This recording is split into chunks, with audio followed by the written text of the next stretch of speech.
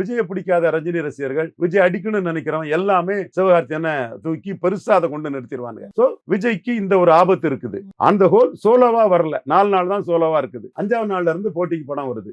இந்த லியோவை விஜய் பிளஸ் லோகேஷ் கனகராஜ் சோலோவா 6 நாள் holiday, opening 6 நாள் ஃபுல் ஆயிட்டு பெரிய ஒரு வசூலை பார்த்துட்டாங்க. இது வெங்கட் பிரபு கொஞ்சம் சிட்டி சென்ட்ரிக்கா, கொஞ்சம் அவருக்கு ஒரு வேல்யூ உண்டு, சகோதரருக்கு கொஞ்சம் மாடர்ன் யூஸ், கொஞ்சம் ஒரு மாதிரி சில டைப் இதெல்லாம் பண்ணும்போது அந்த யூஸ் உண்டு. அது ஒரு சின்ன பிளஸ் தான். ஹெச் வினோத்தும் அந்த அளவுக்கான ஒரு பிளஸ்ல தான் இருக்காப்ல. சோ இந்த படமும் சுமாரான படம், கோட்டுக்கு பிறகுதான் வருது சினிமாட்டிக்கா. லியோ ஒரு வெற்றி படத்துக்கு பிறகு, லியோ வெற்றிக்கு பிறகு வந்தது கோட் சுமாருக்கு பிறகு வர்றதுதான் ஜனநாயகம். கோட்டுக்கும் லியோவுக்கும் ஆப்போசிஷன் இல்ல.